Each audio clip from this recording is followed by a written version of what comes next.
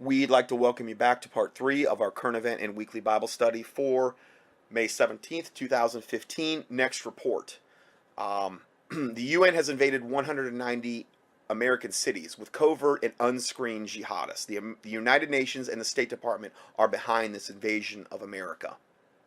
So we were looking at the Vatican, the Pope, all the stuff going on in how they're trying to come against Israel, create a Palestinian state, yoking up with the UN, yoking up with Turkey, yoking up with Syria, or I'm sorry, the Palestinian president. And now we're seeing this like absolute total torrent of unscreened jihadists pouring into this country, all by design, thanks to Obama and his wicked Islamic administration that have been put in place primarily. The United States is the equivalent of a, now this is Dave Hodges, I believe, writing. The United States is equivalent to a 4-letter word in the Middle East. Many people in that region of the world detest and loathe our very existence. Why, you say? Because our government, on behalf of the world bankers and oil companies, have plundered their resources, manipulated their governments, killed millions of Muslims. Well, with things like DU. They tip the weapons with depleted uranium. If you don't believe that, Beyond Treason on the internet, you should be able to find it, documentary on all that they've used depleted uranium, which has caused massive birth defects and misery. Okay, so in other words, they've went over there, and because they've wanted to plunder the resources, our government, it hasn't been about liberating or creating freedom. We've been supplying them weapons. We've been training the terrorists. It's about control of the nation. It's about plundering their resources. It's about creating as much animosity toward America so that when we ship over the Muslim jihadists who are unscreened, they're going to be like a hornet's nest of fury and want to kill every American they can kill when the green light is given, so that they can have maximum order out of chaos, maximum shock and awe when these Muslims are activated. That's why. The CIA may be responsible for funding most terrorism in the Middle East, but there is no shortage of willing participants to join such organizations, such as Al-Qaeda, the Muslim Brotherhood, Hamas, and now the latest threat, ISIS. In short, the people of the Middle East hate America's guts. Yet the Obama administration is now placing hundreds of communities at risk by transplanting the victims of the United States tyranny right into the American backyards without a thought or care to the welfare for the citizens of the country. I'm not saying all of our troops over there are doing evil. I'm not saying that. Okay, I'm saying what are the true motives of our government being over there? That's what I'm talking about. Okay? I mean, when you've got literal news reports of our troops guarding poppy fields in Afghanistan, and they say, well, we can't burn them down because it would take away their primary. Oh, really? Wow. That's amazing. And how the opium production has like tripled and quadrupled and went up since we started guarding the fields and making sure that nobody was burning the fields down. Why? Because they could flood the world with more pharmakia? Yeah, that might have something to do with more heroin, more opiates, more of the things like OxyContin and stuff like that. I read this thing about the other day, the epidemic of people doing that stuff, which was originally developed as an end-stage cancer drug, those OxyContins. And now you got all these kids totally addicted to them. But literally, they're taking like the 30 milligram ones and they crush them up and snort it. And they get so addicted that they're sometimes snorting 10 or 12 per day. I mean, it's total insanity what's going on with the American youth culture out there. And I think they call it hillbilly heroin or something. That's just one of the drugs, the pharmakia, that they're flooding the world with. So, all by design. It's all a satanic agenda to destroy is what it boils down to. So,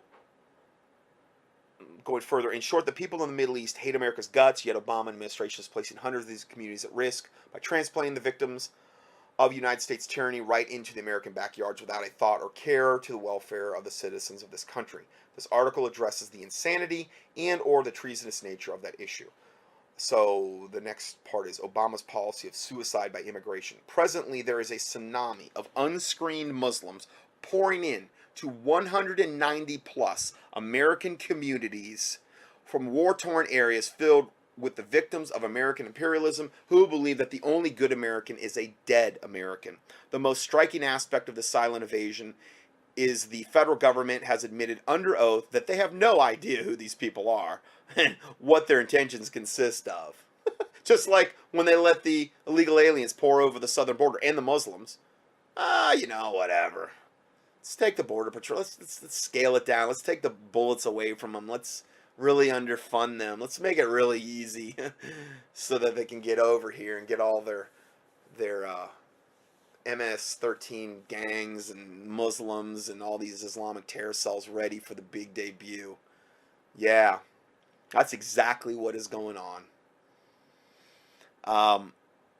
And they have no idea who these people are they're bringing over. When we juxtapose Obama's position to the multiple scenarios of Christian persecution and genocide in some areas of the Middle East, Obama has not lifted a finger to help Christians who are being slaughtered at the hands of Muslim extremist groups such as ISIS.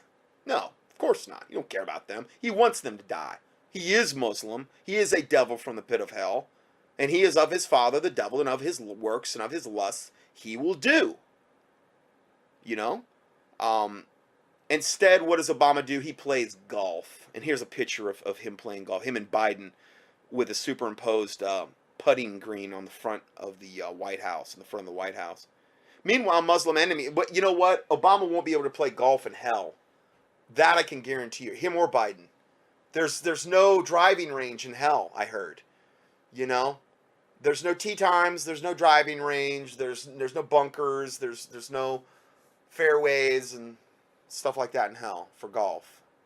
So, sorry to be the bearer of bad tidings there. Meanwhile, Muslim enemies are engaged in getting even by killing, raping, pillaging, and torturing innocent Christians. So, everything our government's done over there to inflame things, to train them, to equip them, then that it's the Christians that get it taken out on. That's the ones they blame for everything, even though they had nothing to do with any of it. At least that's the excuse they would use. I mean, they'd probably do it anyway, eventually, because that's just how Islam rolls, Researcher Paul Sperry's work entitled Infiltration, How Muslim Spies and Subversives Have Penetrated Washington. Okay, I'm not sure if it's a book or just a presentation that he's done. He has detailed the type of immigrants that we were importing here in the Middle East. Here, Paul Sperry details the threat to our communities while appearing on C-SPAN 2. I'm going to go ahead and play this clip here. It's a little bit dated. Senator, for inviting me. It's a little bit dated. He talks about like President Bush and stuff. This was put up on March 24, 2008. So Obama was in office. I'm not sure how much older it is than that, but think about this. If this report, oh no, this is 7/28/05. This was 10 years ago. Okay? This was 10 years ago. We didn't even have a Muslim president in office then. Okay? Think how much worse it is now. And this was 10 years ago. Honor. Good morning to everyone. Again, Paul Sperry, author of Infiltration. I guess it's a book he wrote. In the wake of the London bombings, as you probably know, the Brits took a poll of their Muslim community and found that an estimated 100,000 of them support the bombers. And fully 1 in 3 Muslims there want to see Western society destroyed and replaced by Islamic rule. And those, wherever they move, those numbers will continue to rise. The population of Muslims will continue to rise. The more extremist thought lines, and rhetoric will rise, because the devil is behind Islam and is always going to be a cancer in any community that it infiltrates. Wow, good thing we don't have a radicalized Muslim community on this side of the pond, right? I mean, that's what all the pundits tell us.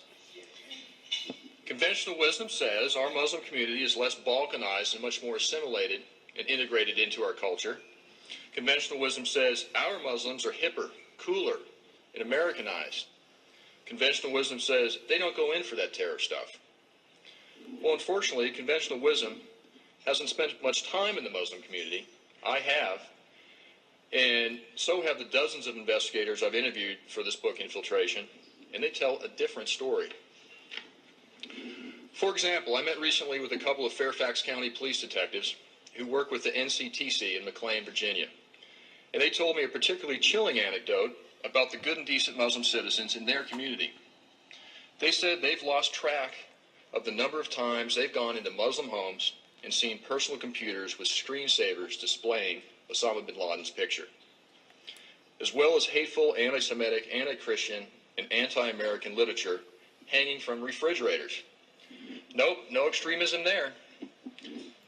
You know, a little bit of a red flag there. Outside of Detroit, Fairfax County has the second highest concentration of Muslims in the country. In Falls Church, Virginia, the good and decent Muslim residents of a luxury apartment high-rise known as the Taliban Towers, it's known by local law enforcement, cheered the day New York and Washington were attacked. Their building is so close to the Pentagon, it actually quaked from the impact of the hijacked 757 smashing into the building at 350 miles an hour. Yet they were overcome by joy, not fear. You see why? And I'm pretty sure Japan, they will not let Muslims relocate there. I mean, that is the way to handle this. You don't let this evil death religion come into your country at all. If you care anything about your country. I'm not saying Japan is Christian. Okay, obviously they're not, but they have enough sense to know that that's not what you want to do. In this same large Muslim community, right across the Potomac from the White House, the good and decent Muslim citizens have put up their homes as bond collateral for jailed terrorist suspects. Most of these suspects bought their own homes in cul-de-sacs to make it harder for investigators to conduct trash covers and other surveillance. Meanwhile, some of their wives have conducted their own surveillance of area bridges and other terror targets using family camcorders. One good and decent Muslim woman lived with her husband, a retired Pakistani intelligence officer, in a $500,000 home in the leafy suburb of Fairfax Station, not far from Justice Clarence Thomas's house, in fact. She infiltrated the EPA as a toxicologist studying the harmful effects of pesticides on the human body. She worked there for years, all the while running a charitable front for Al-Qaeda in Peshawar, Pakistan. She got government clearance despite lying about her citizenship and despite her husband's troubling ties to Pakistan's intelligence service, an agency that husbanded Al-Qaeda. This is just one of many examples of a systemic breakdown in background checks in the federal government, which has left us vulnerable to infiltration by the enemy, which is something I'll return to further on. Let's talk more about cultural assimilation. If you visit the Washington area's largest mosque and Falls Church and some Muslim holidays, you'll find flyers in the parking lot showing goats for sacrifice.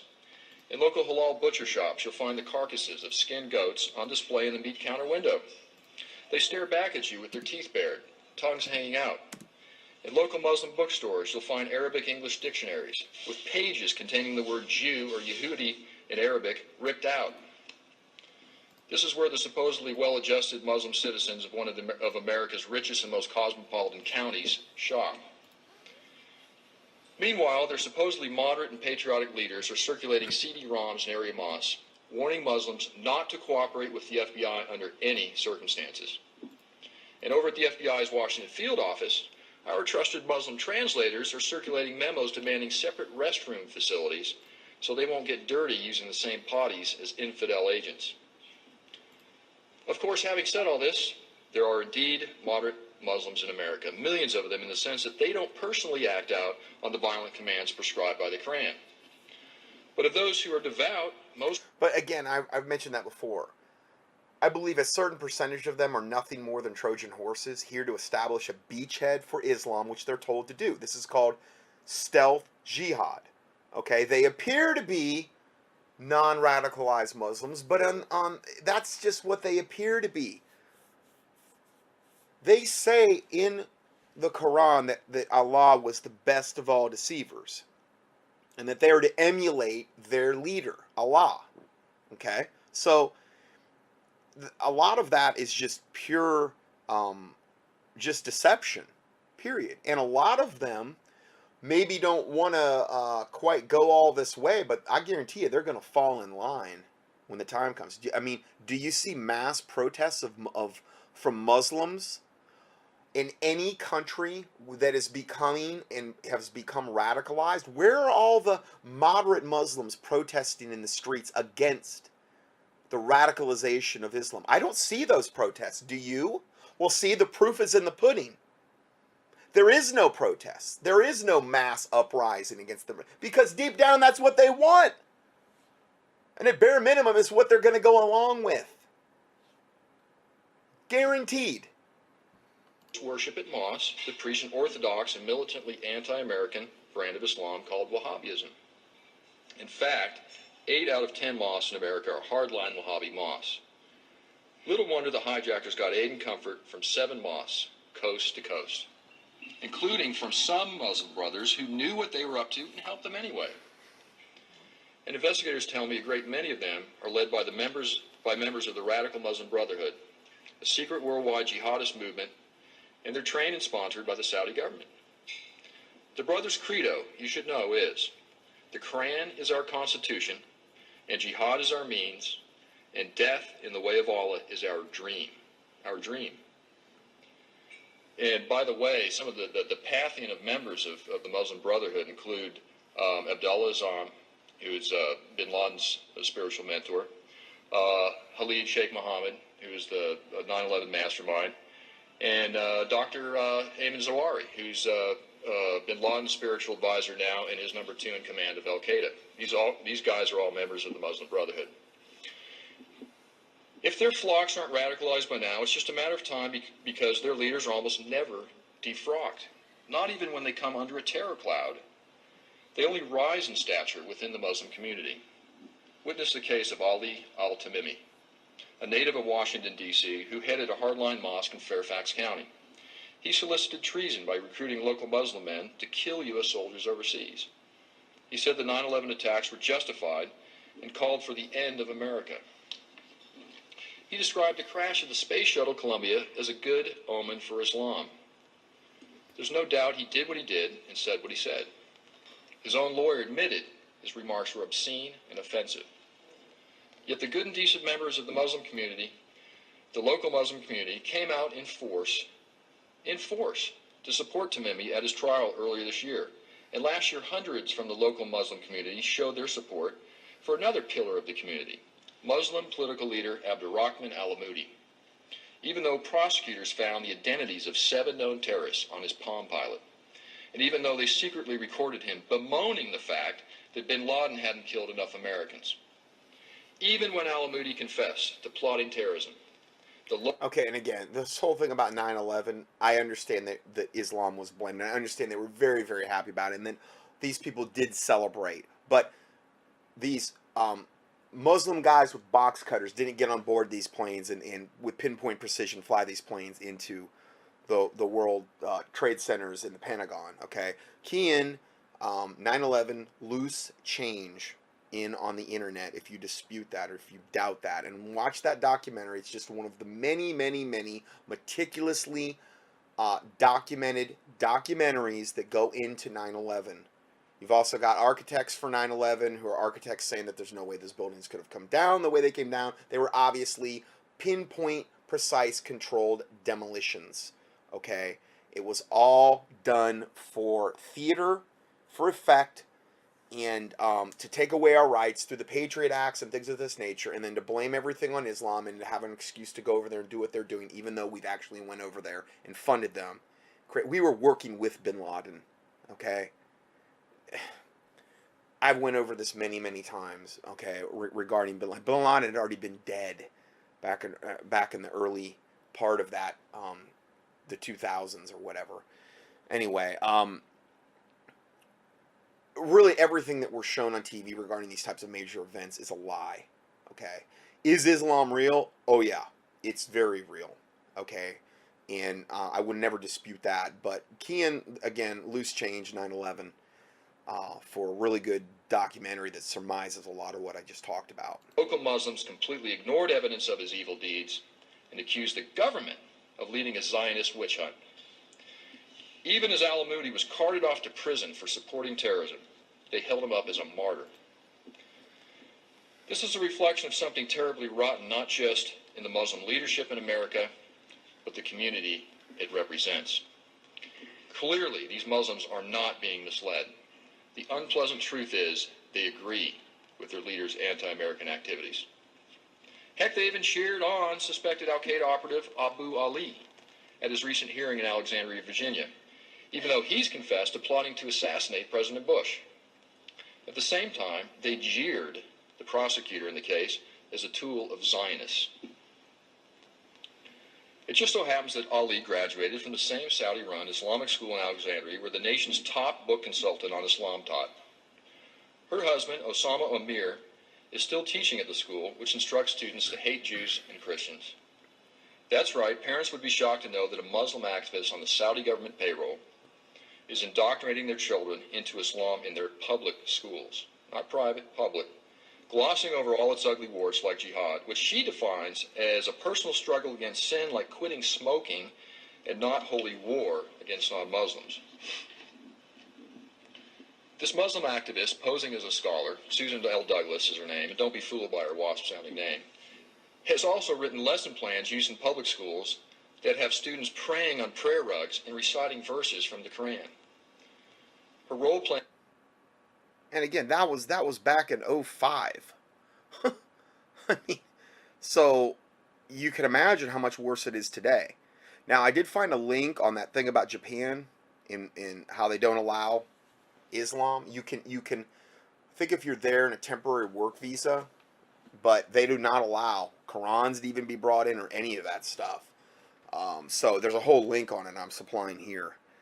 Sperry, okay, then going back to the main report, Sperry also, the guy that you just heard talking, Sperry, also cites how we know from the testimony offered by the FBI that they are not being allowed to perform their duties of protecting American communities from would-be unscreened terrorists, as expressed in a recent radio interview in which the FBI agents have admitted under oath that they have no idea who and what they are letting into this country. The next part of this report is entitled "The United Nations and the State Department are behind the invasion of America." The following is one of the most stunning videos I've ever seen in some time with regard to the radical, unscreened, extremist Muslim invasion of America. Remember I said before about the UN and all these flowery plans they have laid out for the planet, and how I said, you know, they're the ones creating the vast majority of evil on planet Earth, or pushing for that. And yet they turn around and act like they're so self-righteous and trying to do all these wonderful things when they themselves are the fountainhead of most of this evil.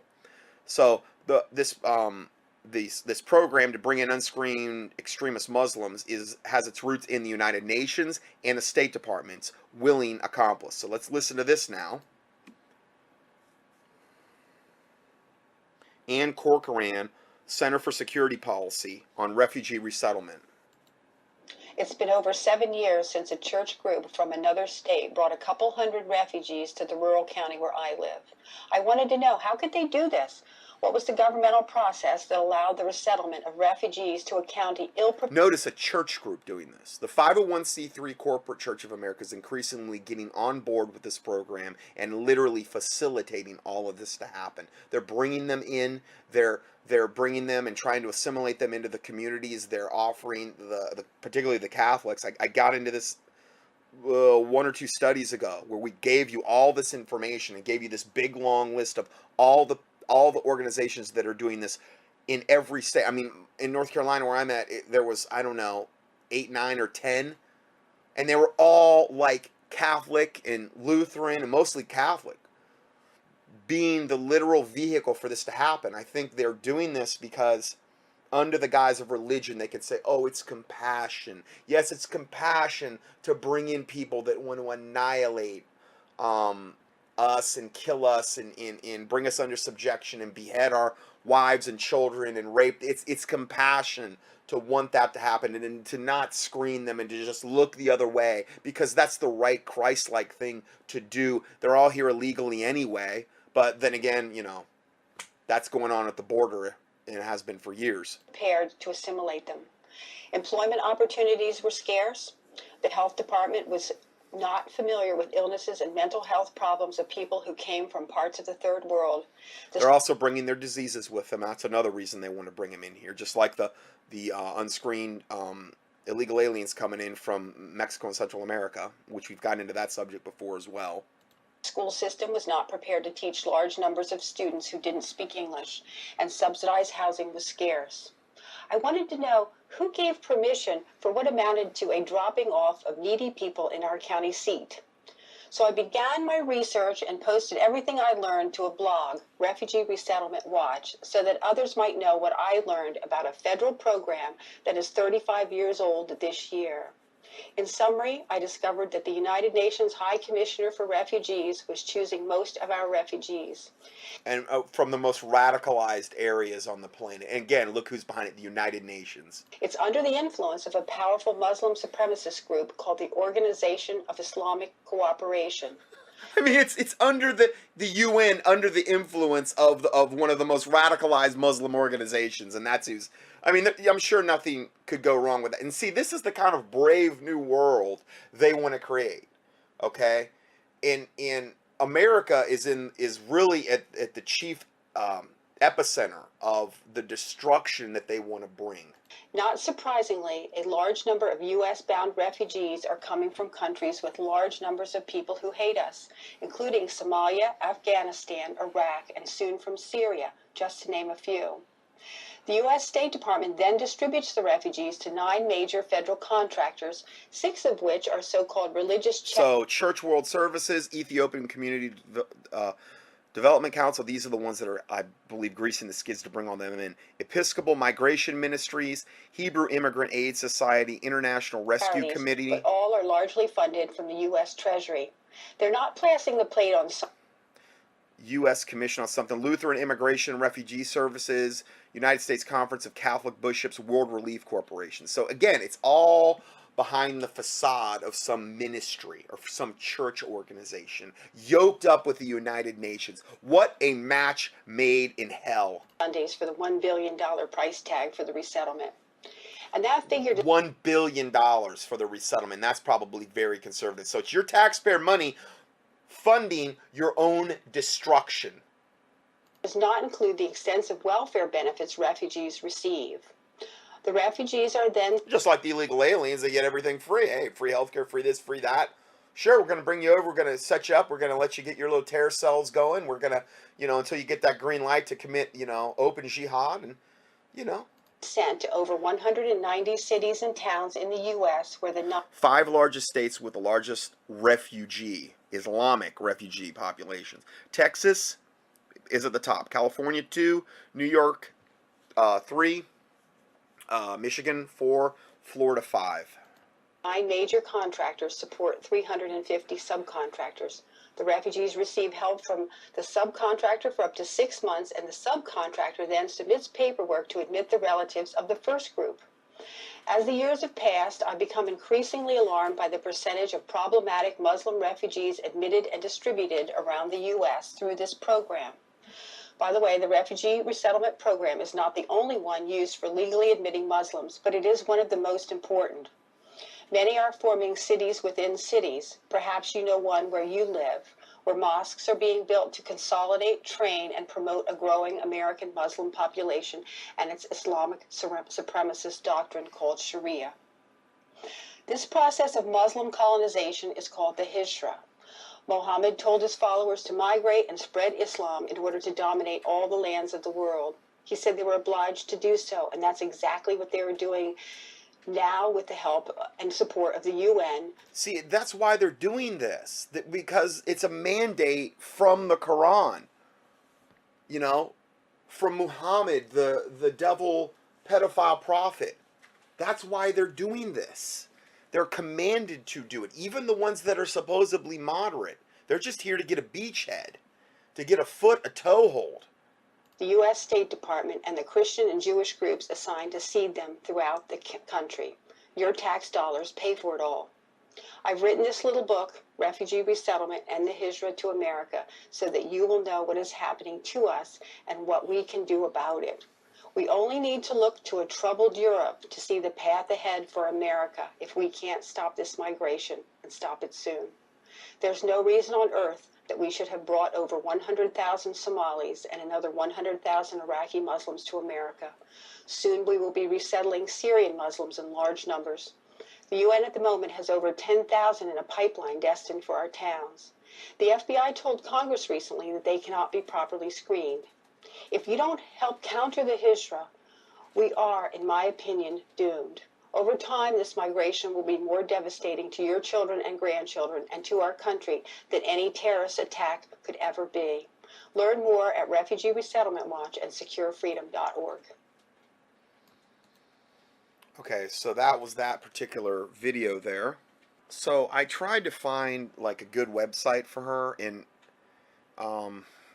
Refugee Resettlement Watch .wordpress.com is about the only one I could really find. The refugeeresettlementwatch.com, I couldn't get it to come up. It doesn't look like it's a valid website.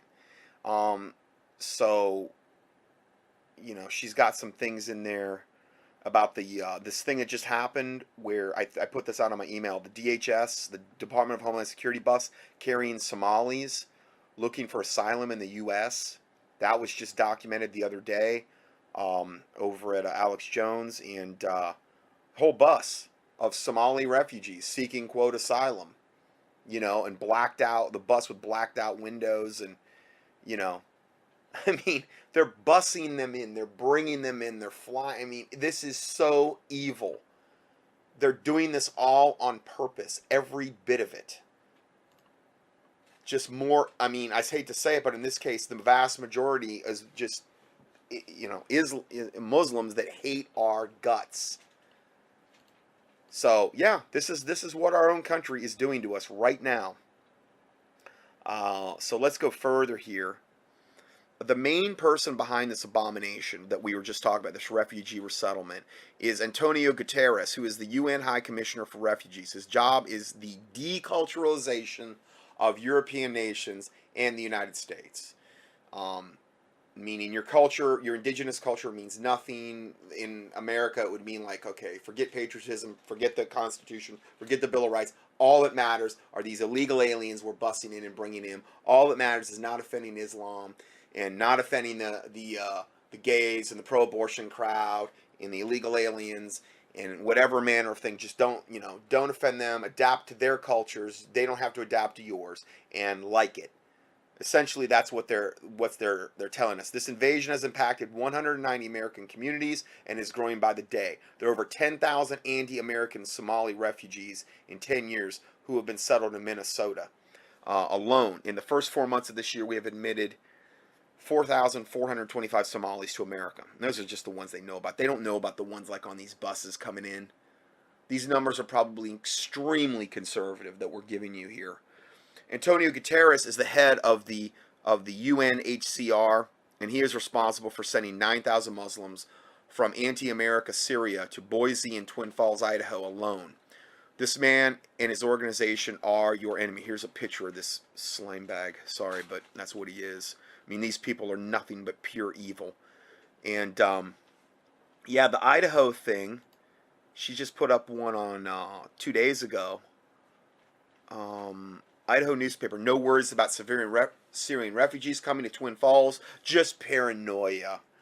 You know, that's what they're saying here. Said over 53% of the respondents so far have voted yes. They're very concerned about Syrian refugees brought to Twin Falls, but those people are just paranoid, according to the talking heads. There's nothing to it, and they're all here for wonderful intentions. Secretary of State John Kerry and Nancy Richards are the UN's accomplices in these devastating immigration policies. Is this why we are seeing with ever greater frequencies these kinds of scenes inside the United States? And it has a picture of John Kerry and that lady, and it has pictures of UN.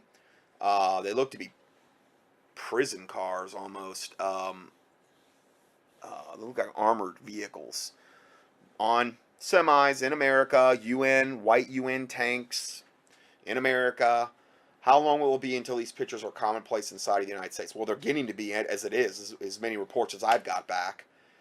And then this, and it shows basically a makeshift concentration camp, tent city. We have already had an ISIS attack on American soil in Garland, Texas. The FBI director has admitted to the fact that the FBI has opened ISIS terror cells in all 50 states. Last summer, I documented the flow of MS-13 gang members into the United States. For 30 months, I have detailed a Russian troop presence in our country, complete with pictures, eyewitnesses, government documents, and videos. The UN's refugee resettlement is merely the latest in the implementation of a fifth column force inside the United States. A fifth column force is any group of people who undermine a larger group, such as a nation or a besieged city, from within. This is what this is all about, bringing all of these evil elements into our country as a fifth column. All these evil elements that hate our guts, okay, to undermine and ultimately destroy America from within when the green light is given. Can you imagine what America is going to be like when the green light is given on this thing? And all these groups come out of the shadows at once. And most likely that's going to be the way it goes down. This invasion has currently reached at least 190 American cities and towns. In a future article, these groups will be tied together with regard to the common purpose, as well as detailing how Jade Helm will factor into this scenario. And that's from Dave Hodges. And here's all the end notes, all of the things proving and documenting what we just talked about today. There's 14 different links here regarding all of this. He's really good at meticulously footnoting everything that he talks about. So we have that going on. This was just a comment on Steve Quayle's website. Note the ramp up to the fall events. Navy SEAL equals Georgia Guidestones are underway with population reduction. Navy SEAL says Georgia Guidestones are underway with population reduction. What did Henry Kissinger say? Quote, who controls the food supply controls the people. Who controls the energy can control whole continents. Who controls the money can control the world. End of quote. The H5N8 bird flu strain has been implemented to kill food supplies off, to limit availability, and to control the amounts of distribution. We're under the worst bird flu outbreak the country's ever known. Way worse than when I did my tour back in 06. Way worse. We didn't really even have anything happen as a result of that in this country. Very little. Compared to what we have now. I mean, if you got my last health newsletter, biggest bird flu outbreak is devastating the poultry industry. Again, it's all by design. All these droughts being created out in California where we get all of this agriculture from. All by design. Lake Mead being dried up. All that stuff. Total unbelievable drought conditions. And again, yes, it's they're creating it, but it's God letting it happen, most likely because we're under judgment. Not to say, we shouldn't pray for rain for those areas, but do as the Lord leads you. There's also good people out there as well, and so it's just it's really a satanic plan to just ultimately take away all of our freedoms. So he says this H5 bird flu strain has been implemented to kill off food supplies, to limit availability, control the amounts and distribution after the reboot. It's after that order out of chaos. What a bunch of evil devils. And notice, it's all on the increase as we push closer to the end of the year. Again, seen a lot about summer, into September, into fall. Hopefully, I'm wrong about all of it, but it's not me saying it. It's all of these things, all this handwriting on the wall, Jade 15, all these things I keep reporting on a week-to-week basis. So just important to draw close unto the Lord, get your house in order. If you have a bug-out plan, make sure that you're in a position to implement said bug-out plan. Pray for divine discernment. Pray for divine providence. Pray for discernment and wisdom for the body of Christ. And that God would open the doors no man could shut and shut the doors no man can open in regard to what his will is for the body of Christ. So praying for each other is super important. Okay, so let's go further here. California, okay, so we're going to switch gears here now. Yeah, we're going to switch gears, but I still have time, so I'm going to keep going. California Senate passes mandatory forced vaccination law. The Senate has. Okay? While tyrants move full steam ahead to allow only neurotoxin contaminated children in school. The Golden State has just, this is really, really major, because if they can do this, this is the absolute satanic vaccination toehold that I have been screaming about and warning about for years. The Golden State, California, just inched one step closer towards full medical tyranny after the state Senate, heavily influenced by Merck prostitute Senator Richard Pan, like, you know, the god of fertility, devil perverted god Pan, satyr, yeah, Richard Pan overwhelmingly voted in favor of passing Senate Bill 277 to eliminate personal belief exemptions for vaccines. The San Jose Mercury News supports the SB 277 received overwhelming approval in the state Senate. This is pretty scary stuff here. Overwhelming. It wasn't even close. And will now move on to the California Assembly for consideration. Despite massive opposition from California parents, if passed by the Assembly, the bill is expected to be signed into law not long after it is done, and subjecting millions of California school children to forced vaccinations against the will of their parents. Now we're talking vaccination at gunpoint. Now we're talking vaccination or go to jail. This is the point we're at. Vaccines are necessary to protect us, stated disingenuous Senators Richard Pan of Sacramento and Ben Allen of Santa Monica. May the Lord Jesus Christ rain down his fury on these fork-tongued devils and all their devil ilk. The two sellouts responsible for spearheading the bill, which passed, and it's just so important for Satan to get these vaccines into our children, to defile them, to defile their DNA, to bring curses on them, to get that pharmakia witchcraft in their system, to get all these vaccines cultured off aborted babies into them, and all that aluminum, and that mercury, and that formaldehyde, and all the other garbage that's in there, the squalene, and all the other garbage they're using. It's just so near and dear and important to Satan to see that happen.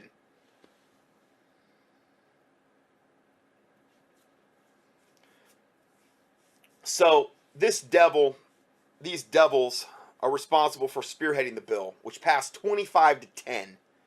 That protection has been eroding, meaning the vaccines are necessary to protect us. He says that protection has been eroding. The science is clear. Vaccines are safe and efficacious. Oh, really? Wow, that really flies in the face of every single report I've ever put out documenting that they're nothing but straight from the pit of hell. Pure evil. And there you have it, folks. If Senator Pan, who was recently exposed for accepting bribes from Merck and Company, the purveyor of Gardasil and a host of other deadly vaccines, if he says vaccine jabs are good for you and safe, then they must be. His support for SB 277 couldn't possibly have anything to do with being on the vaccine industry's gravy train kickback payroll, right? No. Of course not. He's a righteous man, obviously, and all these other devils that sold California out. It's a sad testament to the state of civil service in our country when sleazy politicians on the special interest dole can get away with making unsubstantiated and flat-out false claims like vaccines are safe and efficacious, while thousands of children continue to suffer excruciating illness as a result of vaccine damage. And here it says, I posted this in here, contact the traitors who betrayed Californians by voting for SB 77. The following California state senators voted in favor of SB 277 to eliminate personal belief exemptions for vaccinations. If like I had intercessor teams, I would say just please pray for every one of these by name. The fear of God be in them, you know, that they repent of their wickedness, that if it be possible their souls be saved. You know, I mean, but that they're not able to further implement their wicked, evil agenda anymore. Their district office contact information is below. I mean, there's a ton of them. I'm not going to go over any of them. There's a whole bunch. The information is there. It's going to be on about page 16, 17, 18 of the PDF for May 17th, 2015. Going further, so you think this can't happen in America? 500 parents are jailed for vaccine refusal in Pakistan. The Guardian is reporting that this just happened March 4th of this year. Guardian is reporting the health officials in Pakistan are arresting and throwing into jail hundreds of parents who refuse to allow their children to receive the oral polio vaccine. These health officials are forcing the children to receive the vaccine at gunpoint. Now, if you ever watched my presentation on the avian flu from 06, I have slides in there about how they've been doing this in Africa for years. Vaccination by gunpoint. In third world Africa, where they can get away with this type of beta testing to see what kind of public reaction they're going to get. So that this is the ultimate agenda with the vaccines. Vaccination by gunpoint. Or jail. Just to emphasize the point here, these are the parents of the children who are being rounded up and thrown into jail in Pakistan. Not terrorists, not murderers, not thieves, but parents who do not want their children to receive this evil devil polio vaccine. Could we see armed healthcare officials roaming the streets of cities in the U.S., forcing children to be vaccinated against the wishes of their parents at gunpoint? Absolutely. The rationale and the legal framework for such actions are already in place to do just that, and now we're seeing it actually implemented now. We're going to be, unfortunately, it looks like. Children around the world vaccinated at gunpoint. Is the U.S. heading in the same direction? Here we see a picture of a healthcare worker giving a child a polio vaccine to a child in Peshawar, Pakistan, at the threat of gunpoint. They've got these poor little girls, and this Muslim devil witch woman putting this oral polio vaccine down these poor little, like, 3-year-old girls. They're both bawling. And there's a guy standing there who looks, way bigger with a machine gun in his hand with, like, army stuff on, watching this happen. I mean, if that's not evil, I don't know what is. I hate evil. The Bible says the fear of the Lord is to hate evil. That's one part of the fear of the Lord. I hate evil. I'm not saying that, I don't struggle with evil or I'm perfect or whatever. And I hate that. Okay? And that's why the Bible says about Paul, oh, what a wretch of a man that I am. Who should deliver me from the body of this death? But the fear of the Lord is to hate evil, and I can't stand evil. I can't even imagine how God must feel, as far as on a righteous, indignant level. The Guardian reports Feroz Shah, a spokesman for the district administration in Peshawar, said 471 people had been imprisoned in the city and the surrounding villages under government orders on charges of endangering public security. Oh, they're not vaccinated. We're all going to get infected. Oh, whoa, hold on. If you're vaccinated, what do you got to worry about me for? It doesn't matter. You're going to infect me and contaminate me, even though I've been infected and contaminated by the very vaccine. I'm actually the one that's the vector for spreading the infection, as we're going to see. Parents targeted by police. This is why it's so important to really try to educate other people about this.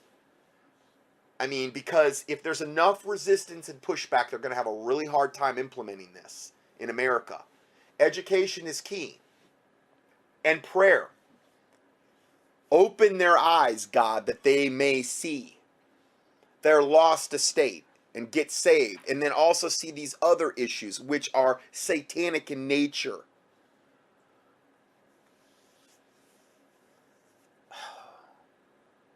"471 people have been imprisoned in the city and surrounding villages under government orders on charges of endangering public security." These hypocritical devils.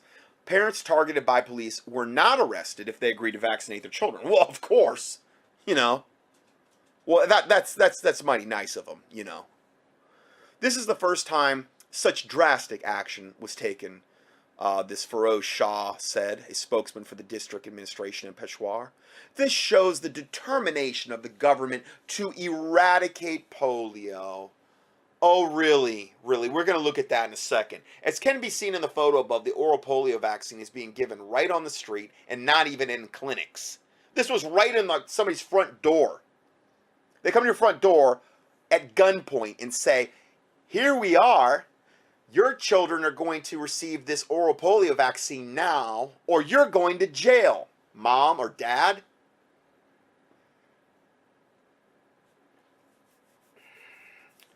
How would, okay, oh, this is so exasperating. How would the healthcare worker even know the vaccine history of these children? How would they even know? They're just going door to door. Do they have pre-existing conditions that would make them the vaccine a risk to harm to them?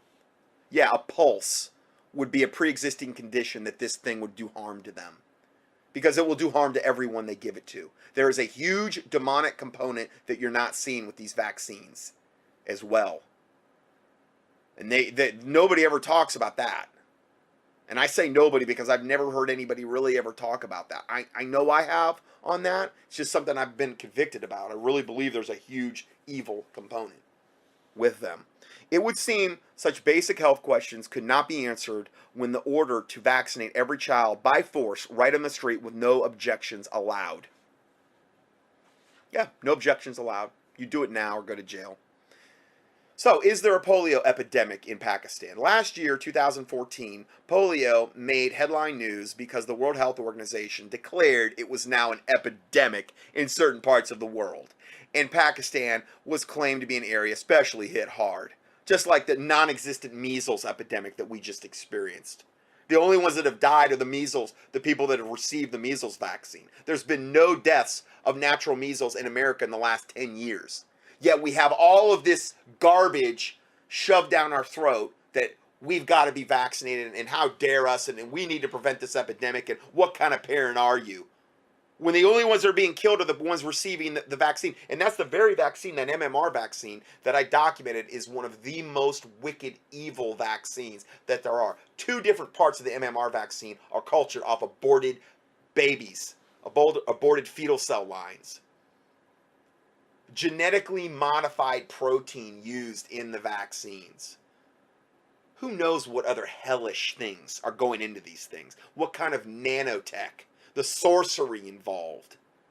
They're literally trying to defile our DNA through vaccines. It's the only one of the only ways they can get something straight into our bloodstream. It's one thing if you inhale it. It's another thing if you ingest it. There are natural things in the body that will deal with that to a certain extent. But when you inject it right into somebody's bloodstream, you're bypassing all of those systems and you're dealing straight with our DNA. You're defiling it on right from an internal standpoint.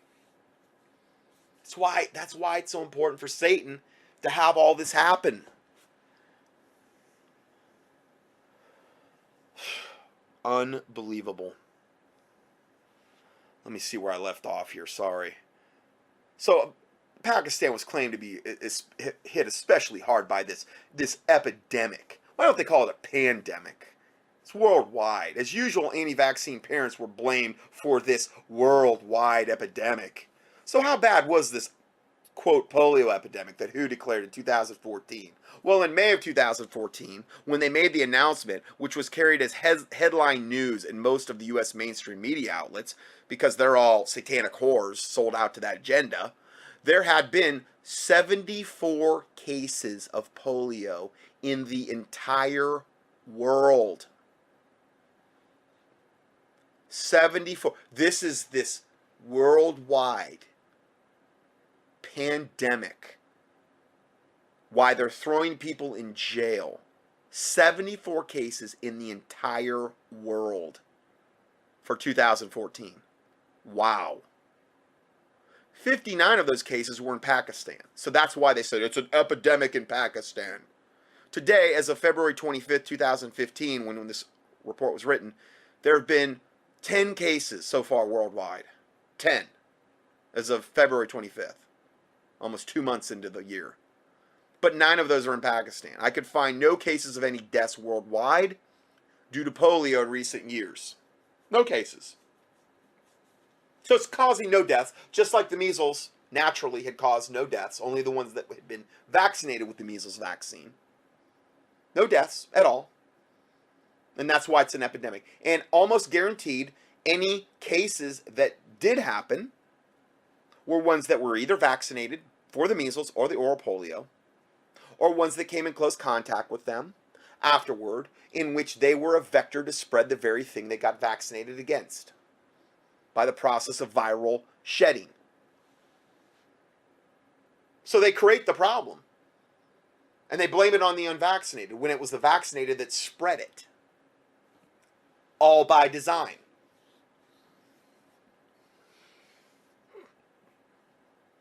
Polio, compared to the top 10 causes of death worldwide in 2012, according to the WHO. Here's the chart. Polio deaths in 2012, 0. 0. This is the epidemic that we have to battle. Ischemic heart disease, number 1, 7 million deaths worldwide. Stroke, 6.2 million deaths worldwide. Lower respiratory infection, 3.2 million. COPD, 3 million. Diarrheal diseases, 1.9. That's just a lot of times with the diarrhea, that's low zinc. Just a good zinc given to those third world countries would prevent a ton of those diarrhea deaths from dehydration. Now, I understand they're deficient in everything, most likely, but... And then we go, down the list, and polio's at 0. But it's an epidemic. We need to drop everything and go run screaming out the door with our hair on fire. But see, they want to push their devil vaccines on us, so they'll make up anything and create any kind of whatever in order to try to advance their satanic, slimy agenda, where facts don't matter one bit. So is this an epidemic of global proportions that we're hearing about? Is this justification for authorities to roam the streets in Pakistan and force people by gunpoint to receive the vaccine and throw hundreds of parents into jail if they don't comply? This measles epidemic in the United States pales by comparison in terms of absurdity in using fear tactics to justify forced vaccinations. One must ask, who is actually profiting from this? Well, of course, it's the vaccine makers and the UN and all of these other satanic high organizations. They're getting rich. They're defiling the populace's DNA. They're reducing lifespan. They're giving them diseases. They're giving them autoimmune diseases. They're bringing them under control of the medical cartels. There's a gigantic demonic component to these vaccines. It's a win-win-win for these wicked, evil, satanic organizations pushing these vaccines. UNICEF, which partners with the WHO, World Health Organization, for global vaccine purchases and distribution, is one of the largest purchasers of vaccines for worldwide distribution. In 2013, for example, they purchased 1.7 billion doses of the live oral polio vaccine to administer to children under the age of 5. See, they had a lot of vaccines to sell. So they're gonna force people at gunpoint to take them, because they have to make sure that they get rid of all these satanic vaccines, and make maximum profit margins. The oral polio vaccine is banned in Western countries due to dangerous side effects. Did you know that? Yeah, the oral polio vaccine is so dangerous that it is no longer used in developed countries like the US, but it is mandated, purchased, and distributed in poor countries. Why? Well, the poor countries, they want to kill them off. They're useless eaters. They want to kill off the poor countries. And they're where they're beta testing all this stuff. The real tragedy with live oral polio vaccines is that they can cause the very thing they're supposed to be preventing. Polio, both the vaccine-associated paralytic poliomyelitis and the non-polio acute flaccid paralysis, are known side effects of the live oral polio vaccine. So that causes the very thing that supposedly you have to be inoculated against it. It sheds the virus from the vaccine through the feces and into sewers and sanitation systems. India recently achieved its polio-free status, supposedly, but at the cost of tens of thousands of non-polio acute flaccid paralysis each year. Oh, well, hey, I guess that's the breaks, So there's a link here, the vaccine myth of the polio-free status. Polio vaccine caused 53,000 paralysis victims in India just last year alone. Okay, so that's where we're at here. I am totally out of time here, so I'm gonna go ahead and end part 3, I believe, here, and we will go to part 4 next. God bless you.